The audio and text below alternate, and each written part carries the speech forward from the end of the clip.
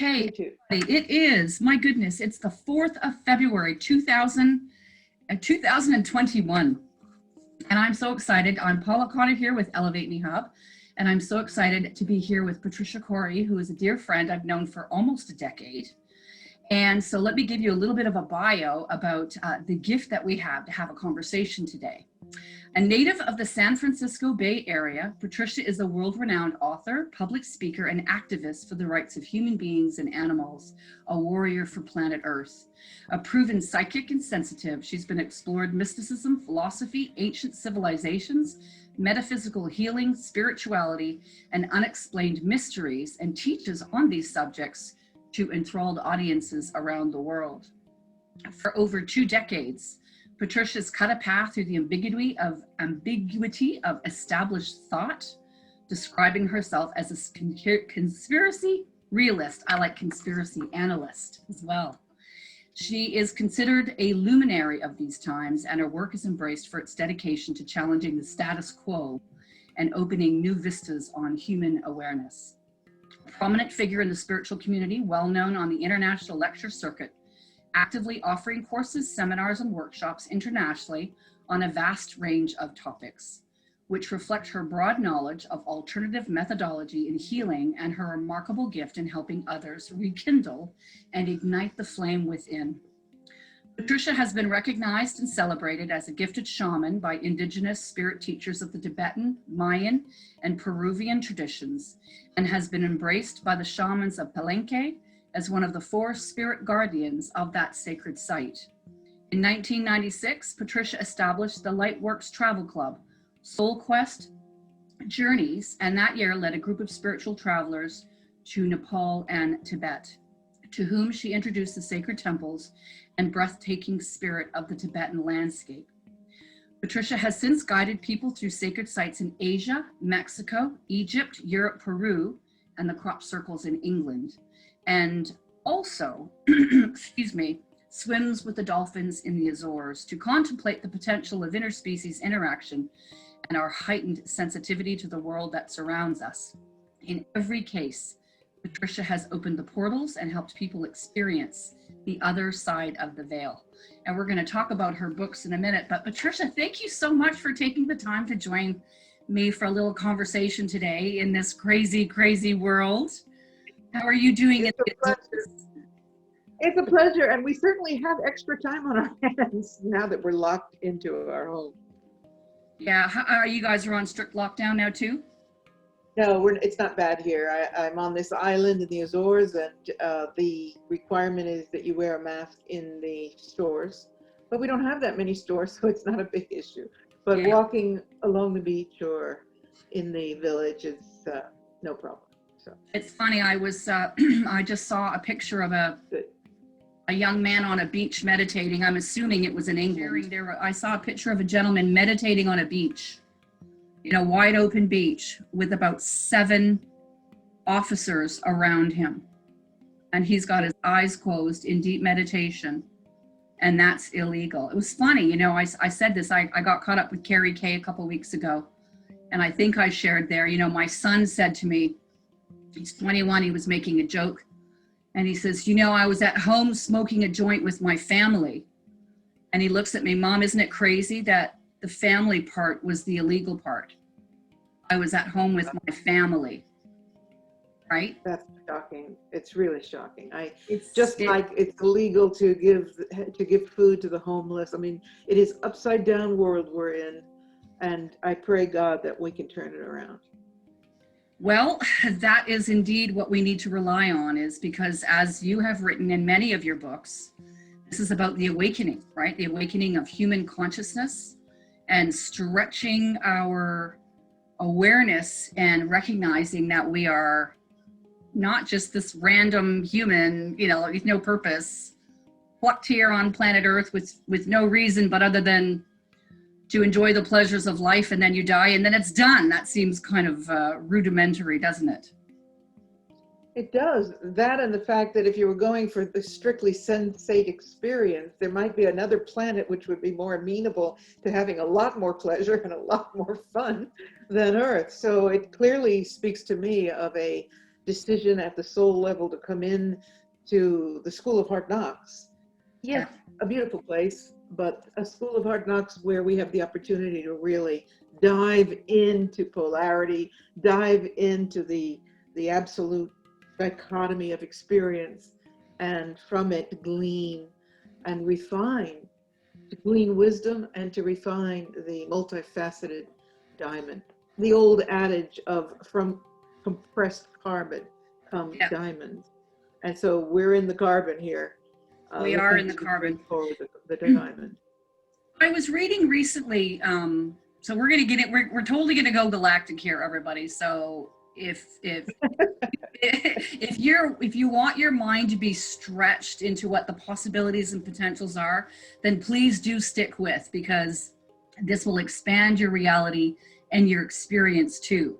So if we think about galactic for a second, you know, we're this beautiful planet, this gem, moving through space at 45,000 somewhat kilometers an hour. We really are on the mothership.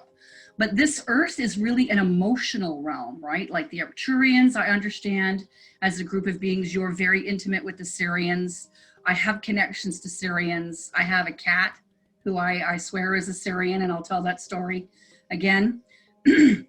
But this is really the emotional realm, right? So diving into the carbon, as you mentioned, our task really is to master the emotions as we witness so many different ways that source would express through each of us, right? It's all an expression of source in one way or another.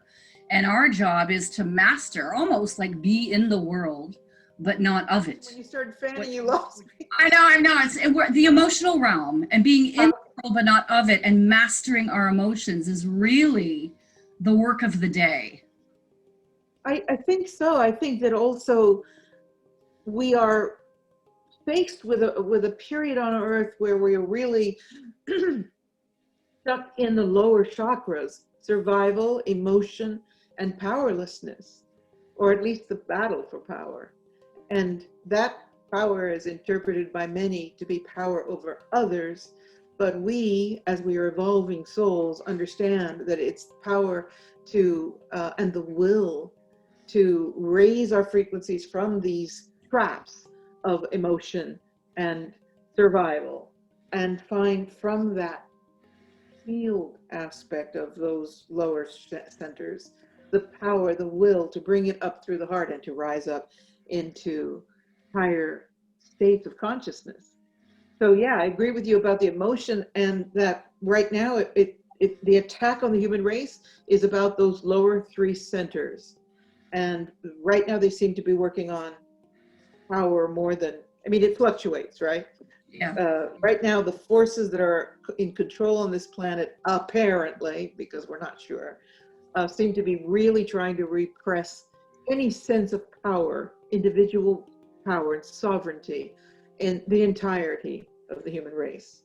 So it's, you know, a clarion call to people to stand up, because if you don't do it now, you may never have the opportunity to do that. Yeah, because it was 2 weeks to slow the spread, and now we are almost a year later. And clearly that doesn't work. It doesn't work. 1 year later, the complacency the fact that people don't question, can't reach to the point where they're questioning why they're wearing 3 of them. We're trying to be careful with our language, aren't we? Yeah. Why they're wearing now 3. Start out with 1, then it was 2, now they're wearing 3. And lining up. And now there's a new way of getting tested.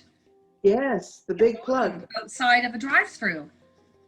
Well, it's just, you see these things and you think it's a joke, and then you know it's not, and it's just I know. And I'm just going to say this: my husband, my beloved, is a police officer. All right, and he's been trained in how you collect DNA. I don't think that this is unknown, but you can get not rocket science. No, it's not rocket science. You can get DNA from a piece of chewing gum on the ground. So tell me why they got to stick a swab way up your brain or way up your bum. You know, that's just... Well, they want the swab up in your brain because they want to, personally, I think they're putting something in. And again, it depends on how much you want to go down the rabbit hole in this conversation. So you give me a Well, signal. hey, it seems, I'm going to circle back before we go there to the critical thinking aspect.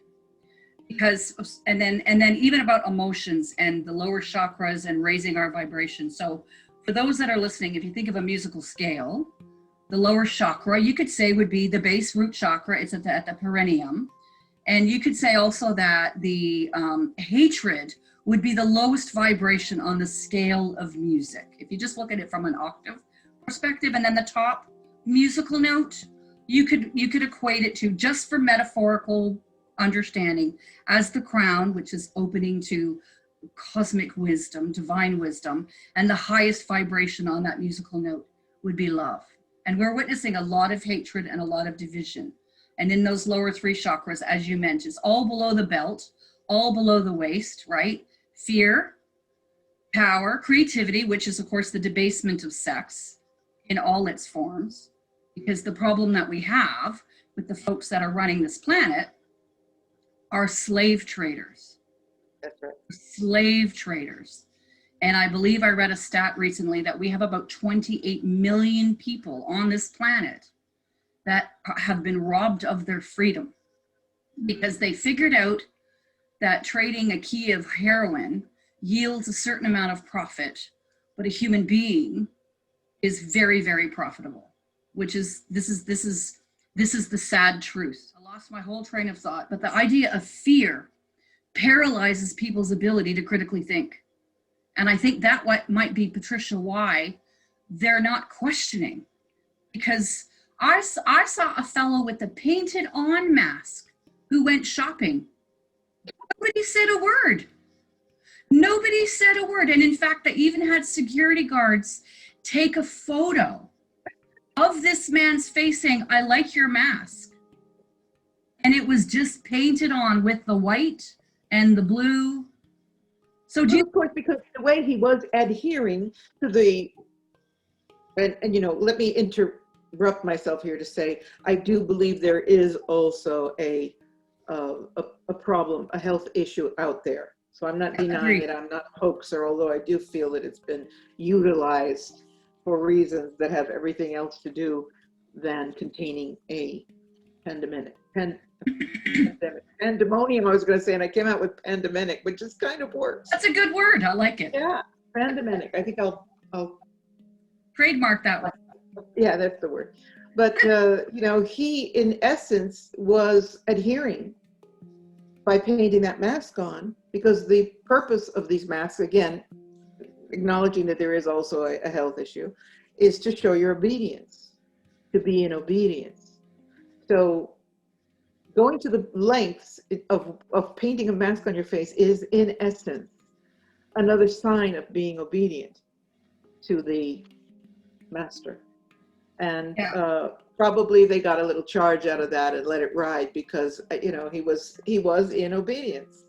But then again, in different societies right now, there are the people that are hysterical. If you're not wearing it, you're going to kill them. I mean, I've had people say this, you know, you don't wear a mask, you could kill other people.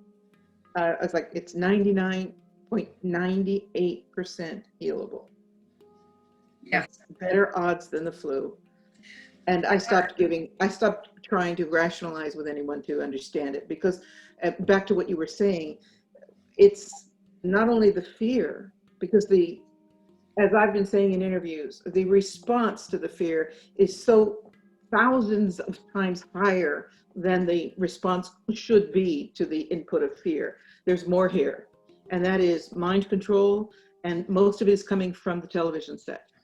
Yeah. So I don't have television. I haven't had it for 25 years, which is why I'm still smiling. But I recently because of watching what was going on with the erection flood, I picked up quite a segments of US television over the net. And it was advertising about pharmaceuticals and the imprinting. Every social media at the top says the word health issue update. Yeah. Have you checked your health issue everywhere? on every social media, fact check, update, information, what to do. It is just a complete, total mind control. Yeah, everywhere you Program. look, it's being pushed out. So, you know, my message to people is if you really want to get a handle on this, yes, you can go along with the story and line up for your big V, which, you know, will inevitably be another discussion, probably for another conversation, but, or you can turn off the TV, reject, turn off the, you know, for example, when I try to unhook the and now I've lost my thread. You were talking about the inundation of the television about healthcare and take this and basically and the programming. Assault. Yeah, the assault on your mind. Assault, and people don't realize it, but think of this. You have television nonstop in most homes. People run it even while they're eating, which I have never tolerated ever, even back when I had it. It was like eating is sacred, especially when you're with family. It's like the preparer of the food is performing a sacred act. And it needs to be honored for that, not to sit it with your cell phone while you're shoveling the food down your face or watching the television while you're doing it. So becoming more conscious of how you let things into your consciousness is very much a point in our conversation here. You can either be a robot that just sits there and absorbs and absorbs and loses even the consciousness that you are sucking this all in, or you can say, no, I'm not going to allow this either ever or within within times that are sacred to me, but less and less interference is going to give you more and more freedom from the programming that is underway on this planet. Yeah, because it's not real. What's real is me enjoying my meal with my partner. What's real, to your point, right? And I read this quote actually by Dr. Joe Dispenza. So, and I think either you might have said this in one of your books, or it could have been Barbara Marciniak. And it's two things I want to bring up. Is number one, and this was by Dr. Joe Dispenza, and this was in the Heal documentary that I looked at for a second time recently. And it really resonates with me because I trust the power that created me far more than anything externally that could heal me. I trust that power to heal me and to nurture and take care of me more than anything that any human could make, number one. And number two, this incredible body, because it was made by that power, has its own pharmacopeia. It knows exactly what to do. Yeah, that would be something I've said for sure. I figured it would be. Yeah, and I mean, if you just allow yourself, when you acknowledge what a magnificent being you really are, and I mean that without any ego consciousness attached to it, the magnificence of creation and how all living beings are magnificent, but the human species is remarkable.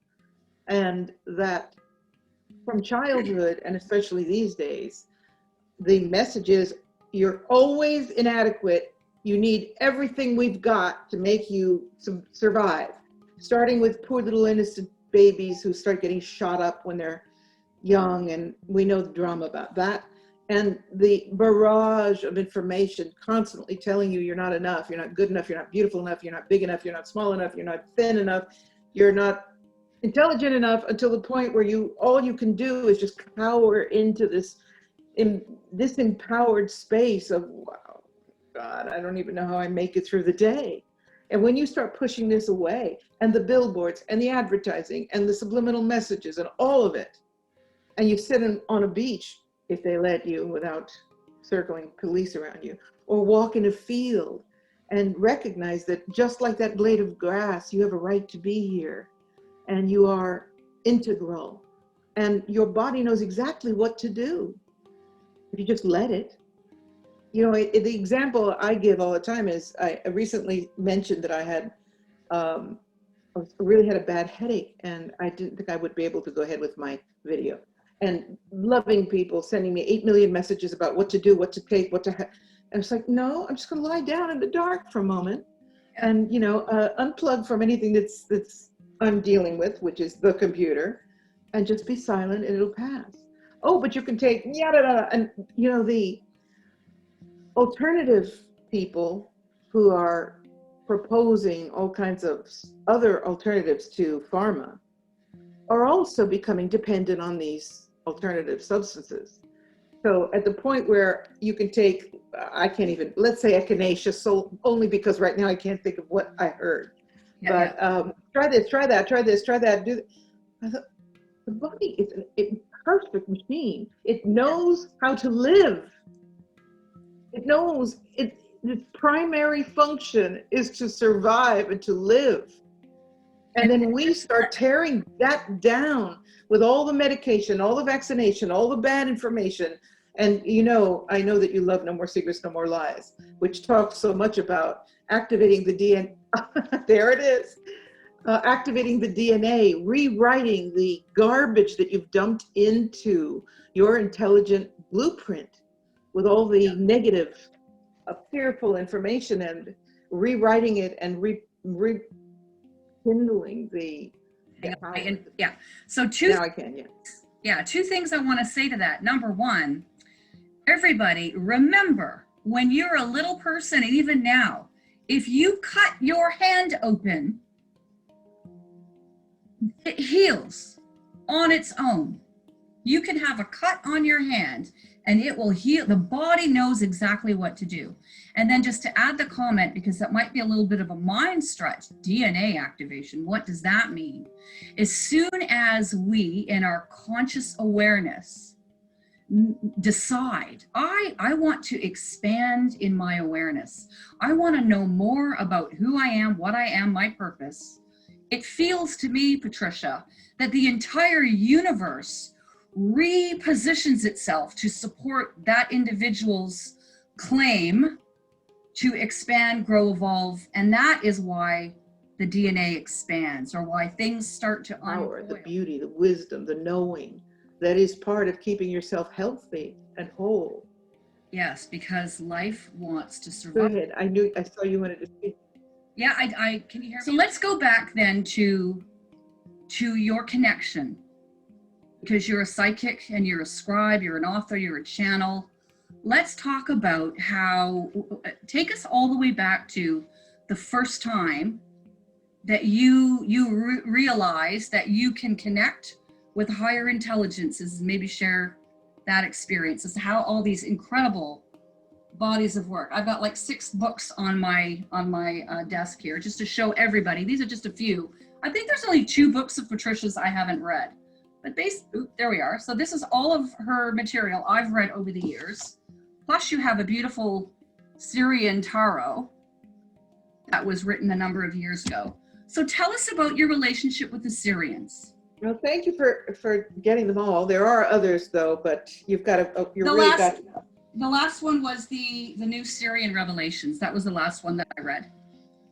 All right. Well, I have been blessed with being an open mystic since childhood, because my mother encouraged it rather than discouraging me. So at a very young age, I was already talking to beings, seeing people who had passed over. Classic story of a person who walks through both worlds. And my mother, at a very young age, at 4 years of age, I walked into my mother's kitchen and I said that I was, she would tell me this story, that I walked in, and again, this was in the 50s, so it wasn't the language of the day to be talking about other universes as it is now. And I walked in out of my fort in the garden, 4-year-old kid, and I said, Mom, you realize I'm not from this galaxy. I think it was a universe or galaxy. Universe. And she was cooking. We're Italian, so she was making spaghetti sauce. And she looked at me and said, Sarian, I'm not from this universe. I'm from a parallel reality. But okay, I don't think you're ready to know that right now. And walked back out, leaving my mother with this pan in her hand. She said, I almost dropped the pan because it was such a strange thing. And so she encouraged that in me, and I was allowed to be an open psychic from childhood. And at various stages in my life, there have been like huge peaks. And one of those, oh, and let me also emphasize that at a very young age, I was being contacted by, I called them the little blue people, because I would see these little beings around me, especially when I was in nature, sort of like fairy beings, except they identified themselves as Syrians. Okay. And they talked to me about all these galactic aspects that are so very much a part of me now, part of us. And that, you know, they were watching me and they were loving me and they were taking care of me. And then down would come all this information about other realities and parallel universes. And they told me that I existed not only on Earth, and I was 5. So it was a lot. And then of going through my life, falling in love, going to college, it had its moments of temperance where I wasn't that involved psychically. So let's say that at the age of 30, I started getting into healing modalities. I had a passion for crystal healing, which I still do, and playing, like many of us, learning so many skills. And then one day I went into a crop circle in England, which was called the Julius set. It was the I know most that powerful one. crop circle that existed, in my opinion, and it was my Isn't that first. the one with all the incredible circles? All like it was, yeah. Well, it was a spiral, Yeah. 151 circles, and it was called the Julius set. And the night before, I was in a color therapy course, and I had dreamt that I flew over this Stonehenge, and when I looked down, I saw this huge spiral.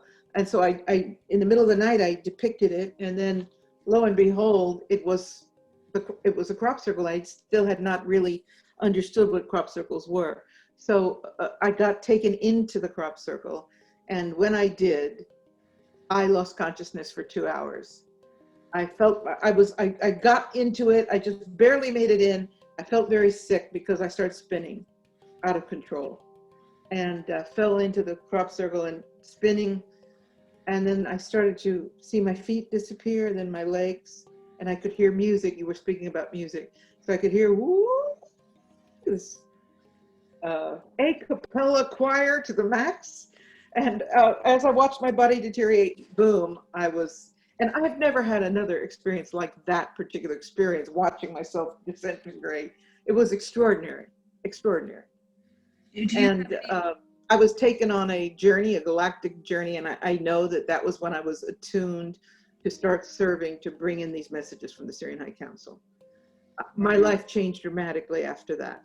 And when I came back to my body, I was also seeing plasma balls and men in black and people that weren't there. It was incredible experience.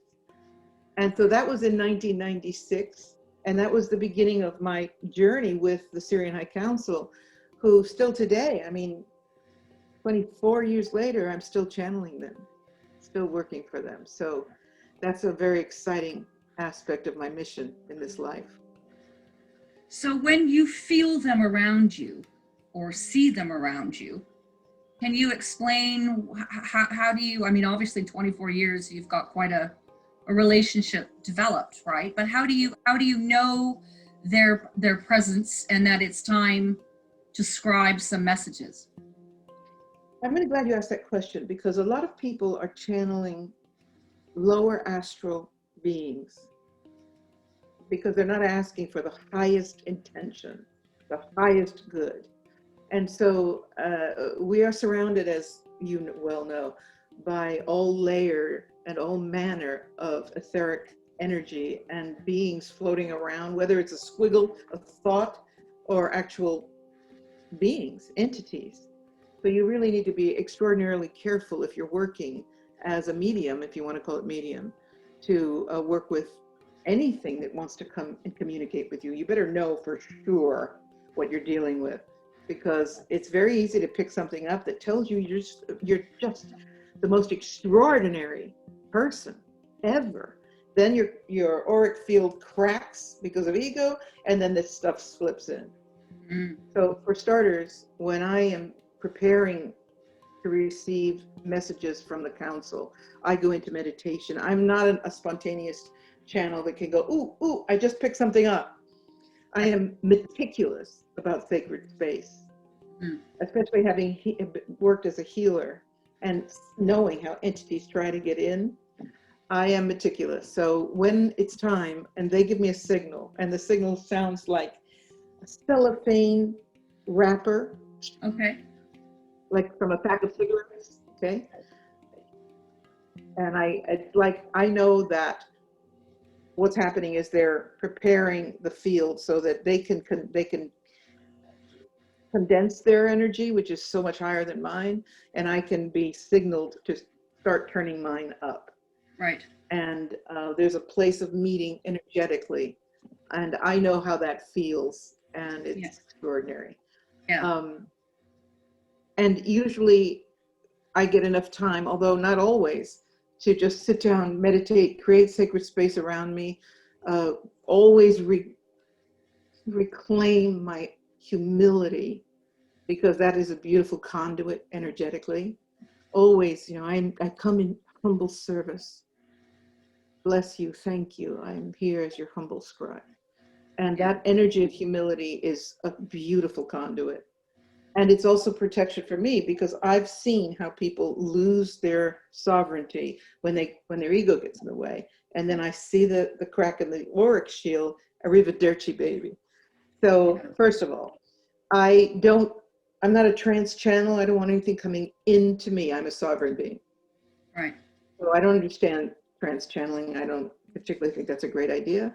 But there's this place, this location energetically above my head in the crown, where I hear this, and it's like tune up energetically. Like a tuning of a radio station. Hey, let's get the frequency. Exactly.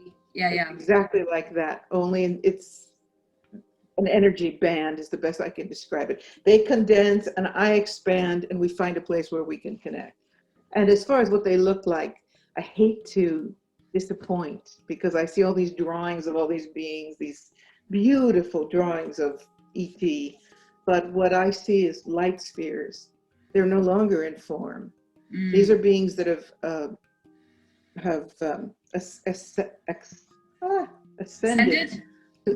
ascended to the sixth dimension, and there's no form. Right. There is, sometimes I can almost make out a humanoid aspect, but by and large, it's just light, and it's so, you can see my expression, it's so bright, I can almost not even look at it. Right. And also, a lot of times when I'm channeling, I can feel them, I can feel this light moving in around me. It's like a protective, it's like there are 3 primary speakers, and they move around me and they form a triangle of light. So it's a pretty exciting experience, I'll tell you. Well, you can tell from your the look on your face and the energy that you're portraying as you speak of them, that it's quite a divine experience. And it is. It feels to me so I don't channel any beings. I go into my heart space, and my heart speaks to me directly. And that would be my monad who speaks to there. But to go back to the whole channeling experience and working with some, I want to say the word shenanigan, or that's probably the wrong word, but the lower beings, they would of course try to make someone feel special. And I believe you have been very adamant and vocal about this, as well as Lee Carroll, who channels Cryon. And you have, I hosted Lee Carroll and Cryon for a decade. Basically, every time he comes to Toronto, I assist him with his workshops. And it was actually through Natalia, who you knew. That's how you and I met. That's right. Was through Natalia, who attended one of those. And he says, as well as you, always be very, very wary of anybody who says you're special, and that this is that's right. You're the only one that has this information. And if it, you can be sure you're getting into trouble with that. And you're the chosen one. How many times people have said you're the, Patricia, how does it feel to be the chosen one? I go, we are the chosen people. Exactly. We exist in form. We are chosen. Don't even stroke my ego. I don't want it. Or even in the days of healing, when people say, oh my God, you have the most extraordinary, nah, sorry. I would never allow that into my energy. I always stop people and say, actually, thank you, but I'm only a conduit here. It's you and divinity. God And gets it's so the glory. important. So God gets important. the, And if you notice, a lot of authors right now are getting out of whack. I'm sure you've noticed it. People are starting to get lost a little bit in their egos, and it alarms me because it's very easy to slip, and suddenly you've cracked a fissure in your aura, and watch out. yeah. So I really loved that time I did a 2-day conference in Canada with, where was it? Montreal, with Lee, because we have two books that we were Yes, both you channeled did. in. Transition Now, I believe, was one of them, and the other one was The Great Shift, which might also be. Boy, you are wonderful. Oh, you know what? I remember in, like, oh gosh, what happened? I think for my awakening years ago, I had a realization that the earth was alive. I was like, oh my God, everything that touches this planet is alive. That was sort of like my realization. And I remember I don't know how I found these books. They found me. And I would read Greg Braden, the Divine Matrix and the God Code. And I had no clue what I'll tell a story. I had no clue what Lightworker Starseed was. And at Magenta, also a mutual friend of ours, I interviewed her in, I think it was June of 2018. And she called it Starseed Q&A. That was the name, because reached out to her and said, hey, come to Canada, we'll do a workshop. I host Lee, and I host, who else did I host? Paul Selig, another channel. And her calendar was too busy or whatever. And Daniel, her partner, said, hey, why don't you interview her? And I'm like, okay, I'd never done that before. So sure, also read her books. And she called it Starseed Q&A. And I remember this was in June. And I remember in September, I was writing to her saying, so like, what do you feel about my energy? And then I had an aha moment. Oh, I'm a starseed. Oh, I didn't get it. I thought I was just reading all these books because I found it interesting. You know what I mean? Which is really funny because that's not how it works. It's so, I love that. And like, also the way we travel, where we go to is not an accident. I've been to Egypt 40 times at least. So I wanted to, because I have an incredible affinity with it. It's like also with Mexico and the English sites and Peru. But my point being here, just like you realize, oh, that's why I'm drawn to this information. It's the same thing with traveling. Consider myself a pretty spiritual person. I've never been to India. It doesn't attract me at all. But, I've been 40, 50 times to Egypt. And so I think we are attracted to what we know, whether or not we remember it. We are starting to remember everything, but what we know, who we know we really are, that baggage that we brought in, that sack that I call the karmic bag, contains all that information, and back to the DNA. So does the DNA, because it's a computer. If you really think about DNA, and people get a little spooked and go, what are you talking about? It's the computer board of our software as human beings. Yeah. And it's all of it is encoded. Everything we know, everything genetically that we are, but also everything that we've acquired in all lifetimes, somehow in that 80% of the DNA they call junk. It's all recorded in there. And how exciting. So when you come across something that you just say, oh, I like this, usually a reason. And whether it's because all of a sudden you pick up a paintbrush and you're a master artist or a writer or whatever, it's just reconnecting with what you know. Yeah. And that's very exciting. And when you know, there's no question. The small self thinks, the divine self knows. And a really good piece of spiritual literature will be read with, I know this. I know this. Yeah. Because it's universal truth, and it's expressed by different people in different ways. But if it's touching universal truth, you know it on some deep level. Exactly. And there's all sorts of revelation in reading it, because the presenter has aspects that color the coloring book of your soul, that add color to the coloring book of your soul, but you know it. And that is the most exhilarating thing. And people tell me all the time, I picked up your books And I felt like, oh my God, I know this already. Blip, blip, blip, blip, blip. I know, my God, I know this at some deep level. And I think that's very exciting because it means we're touching each other at the soul level, and we're gifted by beings that know how to do that, to awaken the dormant that is coiled in the DNA or in some distant memory, waiting to be remembered.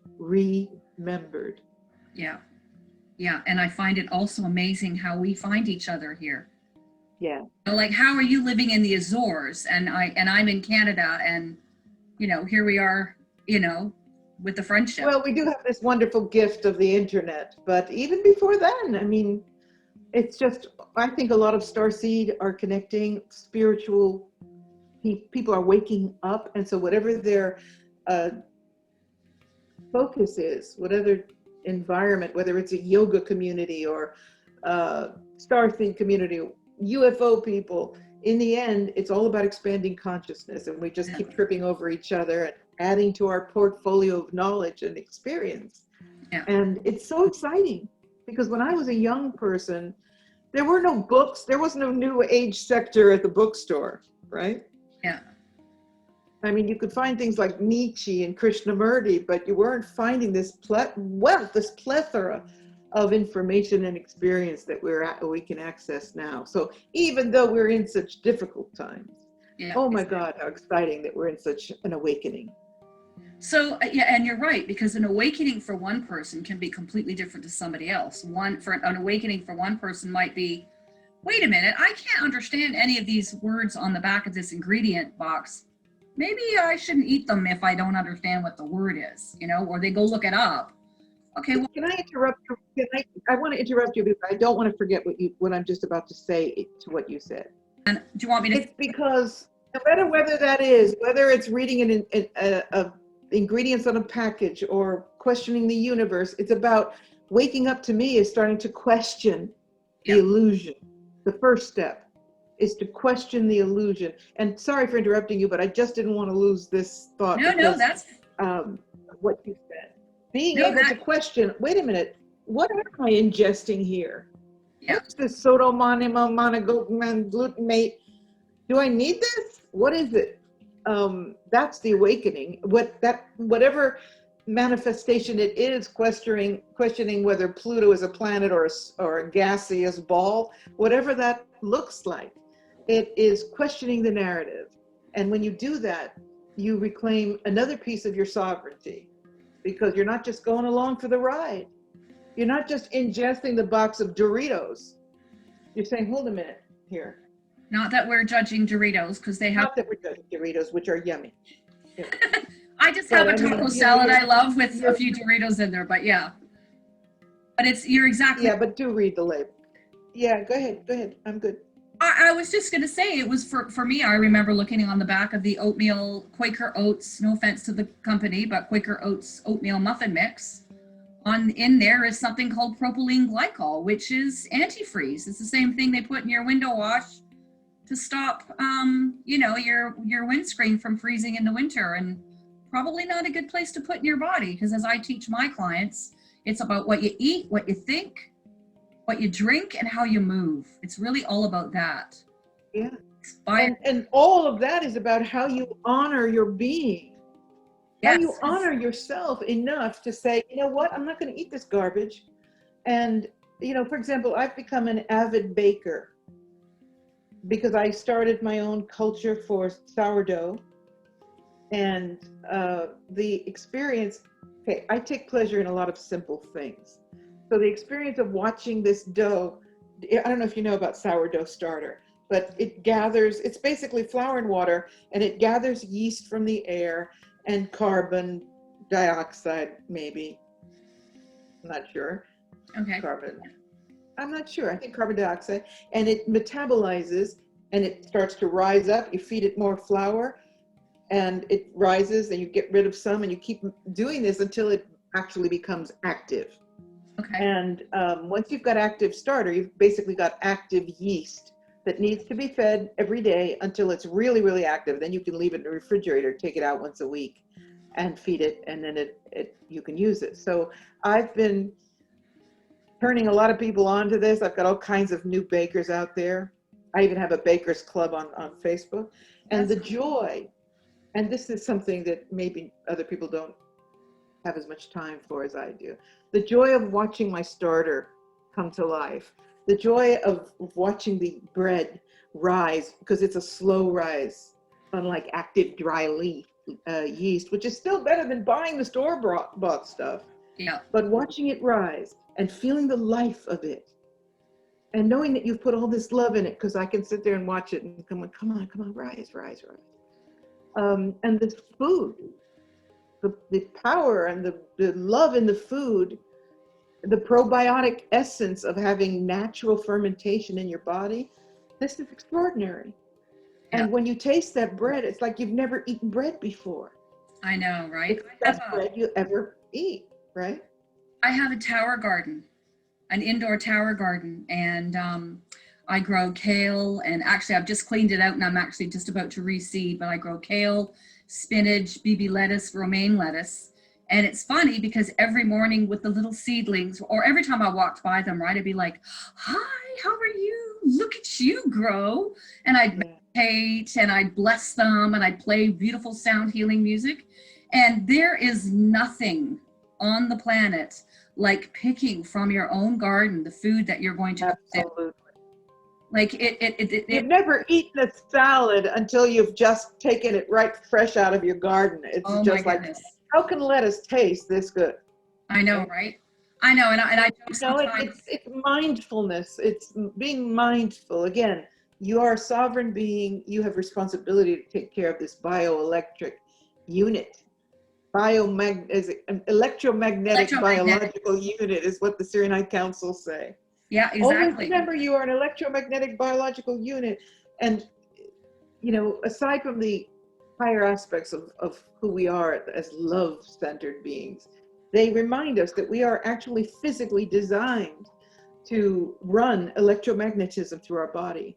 Yeah, we are essentially energy batteries. We are. Yeah, and the auric field is all of this energy emanating out. And the higher the energy is, the more radiant. I'm not talking about anything you don't know so much about, but perhaps who's listening thinks of auras as a little woo-woo. And so if you can make it science, just understand that, like, even equipment, electrical equipment, has an auric field to it of how much emanation there is. So do we. We run electromagnetism through our crown and up from the earth. And this has everything to do with the chakras. And when you're healthy in every way, this field of energy just radiates out.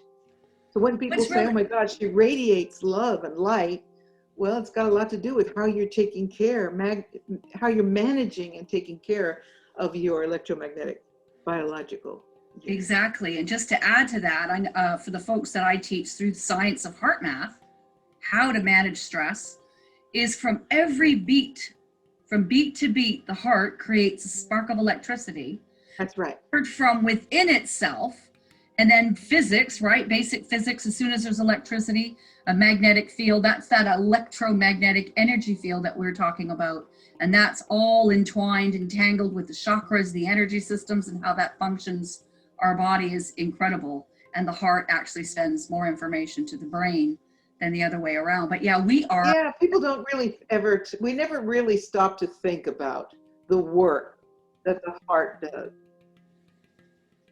Yeah, the heart is large and in charge, essentially. It's large and in charge. It pretty much runs everything in the body. Meticulously. Yeah, thank heavens we didn't have to remember to breathe. Or, oh shit, I forgot to grow my hair. You know, we don't have to worry about that stuff, right? Well, lately we do have to remember to breathe, considering they want us in 3 masks. But all kidding aside, you know, the magnificence of thinking that if you just move, what has to take place for you to move your finger? Right. The nerves, the blood, the muscles, the electric current. We never think about how magnificent our beings are. And to add that, if you think about an athlete, if they're visualizing their event before they run for the gold medal, say 100-meter dash, if they visualize the event, they've done tests that every single muscle, every single neuron fires in their mind. They're thinking, they're imagining it. And I think this is something too that we have gotten away from, is where we are at right now in our world. Our reality is a result of past thought, collective past consciousness thought, like a school of fish or a school of fish, flock of birds. Sometimes I get those two. I call them sometimes a school of birds and a flock of fish, which is wrong. That's completely inverting those two. But I like a flock of fish. It has a certain onomatopoeia to it. Oh, there we go. Yeah. Well, you know, that is what manifestation is, seeing it. So when the athlete sees it and already starts to charge up the entire system, right? Like you're saying, he or she, in essence, is already charging the field, the manifestation field of reality to make it happen. Yeah. And so if we could only learn from that and know that when we want to see a desired outcome, we too have to see it. So many people get trapped in this, I don't want to hope for it because I know I'll be disappointed. I go, be disappointed. What's going to happen? Are you going to hurt your boo-boo? If you have a disappointment, is it going to hurt? But while you're worried about being disappointed, you're missing out on the opportunity of creating and manifesting what you want because you see it and believe it happening. Yeah, exactly. So if it doesn't happen, you get disappointed, you know, so what? You're not poor. Yeah. Get on with it. That talks to attachment, right? And just create it, imagine it, feel it like it's already real, and you'll call it into being through that incredible energy. Create it. Exactly. You help create it. And, you know, I'm very blessed with that. I've always been a powerful manifester. And I've always been in my circle of people, the one who says, people will say, well, I'll give you an example. You're going to write a book? I mean, it's so hard. I go, no, it's not hard. But I mean, you know, okay, maybe you're channeling it. This was one of my family members with the sarcastic, maybe you're channeling it, but still, you know, to get published is next to impossible. I go, do you think that everybody thinks like you do? What do you mean? Do you think that everybody thinks it's impossible to get published? Well, I mean, it's kind of a given, isn't it? I go, well, guess what? I'm the one who doesn't think it's impossible. I'm the one who's going to make that happen because I'm putting the energy into this, and I'm absolutely guided that I want this to happen. So you can be with the 99.99% of the people who know that it's impossible, and I am the 0.01% of the people who's going to make it happen.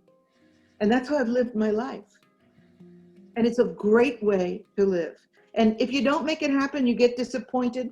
My message is, I'm not for hopeless disappointment, knowing that the other side of disappointment, believing it, is creating it. And that usually when I really do, I do.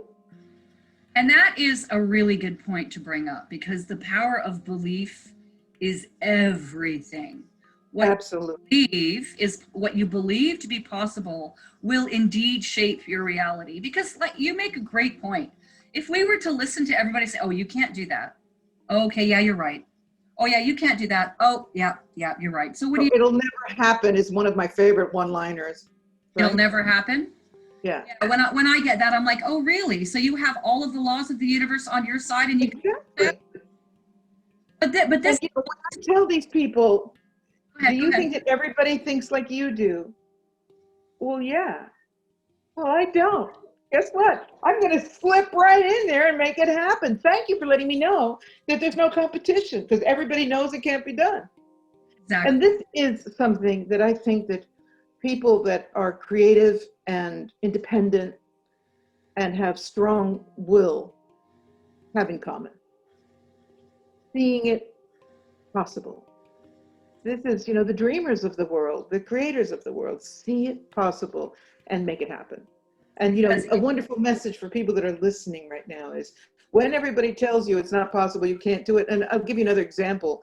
I woke up one morning and I decided I was going to write a screenplay, and never had any experience whatsoever. But the council said, it's time for you to write a movie. And I thought, oh, okay. And I had no experience. People go to get a 4-year degree in screenwriting, right? Yeah. No experience. I bought the software and I went on the internet, how to write a screenplay, got some tips. I went, okay, I can do this. And that screenplay went on to get, very quickly got a contract, which it didn't turn out to be a film, but it's called an option in the industry, where a producer will option it for a year and see if they can make it bite. And effortless. And the producer that first, it's been optioned more than once. The first option, he said, this can't be your first screenplay. I said, it is?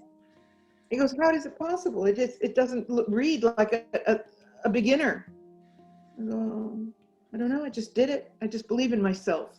I have a story to tell, and I did the preliminaries and got the software, and there it is. And so my message to people is, if you believe you can do something, you can. Just make it happen and just push through. Everybody tells you it's not possible. And that is very pertinent for our situation right now on the planet. If you believe that your body is powerful enough to heal itself and to keep itself well while we navigate the external health challenge we're being told is a pandemonium, or whatever that word was that you used that we need to trademark now. If you believe that your body and you're conscious enough to put the right substances in your body to support yourself, you're going to move through this unscathed. Because, as an example, I don't walk around thinking, oh my gosh, I'm going to catch a cold tomorrow. Oh my gosh, what if this happens? Oh my God, what if that happens? And living in fear. Because what we have right now on the planet is so many people afraid of dying that they don't even live their life. They don't live fully. They're already dead. That's what I was talking about, of the lower chakra, the survival, emotion, and power. And they're all, powerless, terrified emotion, survival. And one of my remedies for this is to remind people that, hey, you're going to die. It's part of life. It's a natural part of life that you will at some time die. What you want to concentrate on is not your mortality, it's your immortality. So you're in this little stretch of existence for 70, 80, 90 years, whatever. And then what? It's just it's a tube. And then you've got this other aspect, which is the greater aspect of who you are, what your soul is doing, which is, okay, that was exciting. You are going to die. Get over it. And from there, because, we have a culture where we're terrified of death. Western culture particularly, it just demonizes death. Whereas the Tibetans and the Indians and some other traditions celebrate the passage. Let's not forget the Egyptians. They had chariots and wine and everything ready to go with them, which might not have been exactly an understanding of how it all works, but maybe it was. The point being, this is, get on with your life. You came here to experience it. If you're just stuck in your house with 4 masks on, because I can't believe people are even wearing them in the house, and you can't even touch your family, you can't have love making, forget it. Now they want you to wear a mask when you're making love. I said, if I'm going to kiss someone, darling, it's going to be kissing, connecting. Yes. Intimate. Deeply. I'm having a little trouble recalling it. It's been a while, but making love, touching another soul, embracing each other. If there's not that, and because you're allowing an omnipotent administrator to tell you you can't do that, and so even in the privacy of your home, you won't do it because they said you can't do it, you better get your act together. Yeah. Because little by little, you're losing your humanity. And that is much more frightening. And isn't that what this does? I mean, think about I'm going to get into that too much. But children develop empathy through facial expression. Oh, we all do. Well, yeah, exactly, right? And from 0 to 5, babies, that's when the brain develops and makes the connection of empathy and human touch with pleasure. Because we're social creatures, right? We need connection and bonding. And I remember, gosh, the CEO of a company many years ago, she used to say, if you don't get at least 3 hugs a day, you'll be weird. Like, you need to have a couple of hugs a day. You need human contact. I have no hugs. Oh, baby, I'll give you a hug. I'm getting them virtually, which is okay, but physically would be nice too. But at the moment, there's no hugs around. So I hug the dogs. And that's universal. That's universal love. So we're really going to pivot. I want to pivot here because I'm just looking at our time, because we're probably going to, we'll definitely have to get together for another chat, because this has been absolutely fabulous. I want to talk about Egypt for a second. And I don't remember where I heard this, but I think I remember you taking some folks to, obviously, a sacred place, and you shared to your Syrian fam jam, I'm going to call, please come. Please come. So yes. The group you had, because I totally want to do a tour with you in Egypt. I so want to come to Egypt. Oh, I'd love to have you there. I'm totally coming. When I take people to Egypt, I get private access. It's incredible. I did this program one year called Egypt by Night. And at 4 a.m, my group was like, every morning you have to be up at 2. I go, yeah, but you can sleep during the day. And you are the only ones, read my lips, 50 people at the time on that particular group, were the only ones to be in Karnak Temple, which is 500,000 people probably not today, a day with the tour guides, and you are looking at the statue of Ramses IV. There's nothing there for me. I need energy, right? So 4 o'clock in the morning, my group, we get off the bus. I've paid a fortune for this, right? So everybody on their side does what they have to do because they've all been greased, right?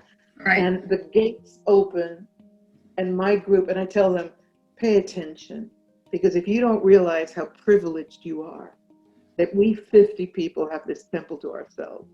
That's amazing. And it's just beyond mystical. So on that journey, I also got the Temple of Hatshepsut, which is very personal to me. Do you have in your books Where Pharaohs Dwell? That's the only I one. don't think you've got it in your collection. I don't have that one. You've got to read it. Okay. You got to read it. I'll get it. So, yeah, and my story about my connection to Hatshepsut is in all explained in that book. So I take them to this temple in the middle of the desert, 4 a.m, and somebody said, don't you think it's dangerous? I said, dangerous? Life is dangerous. If you want to live life, you just make it happen and think adventure and possibility and opportunity, and let danger stay back. In the hotel where you could easily drown in the pool. Exactly. So 4 o'clock in the morning, we go to this temple, and we, again, alone. And guards were there because there was a terrorist attack in this temple years earlier. So there were guards because they were protecting us. It was always arranged through the government, and bakshish all the guards. And they had some machine guns. So we're up at the top, and I'm leading a meditation, and I start to know that there's going to be a presence, right? I go, stop, lie down. No, I think we were already lying down. Yeah, everybody was lying down with their eyes closed. We were meditating. I was leading a meditation. I go, open your eyes, pay attention. And I said, please come. I just knew we were going to get phenomena. I said, you've given me so much. Now, I had 50 witnesses, okay? Please come for them. Show us. And I looked up, and there was only in the sky, and I still can't figure this out, all there was, completely crystal clear night in the desert.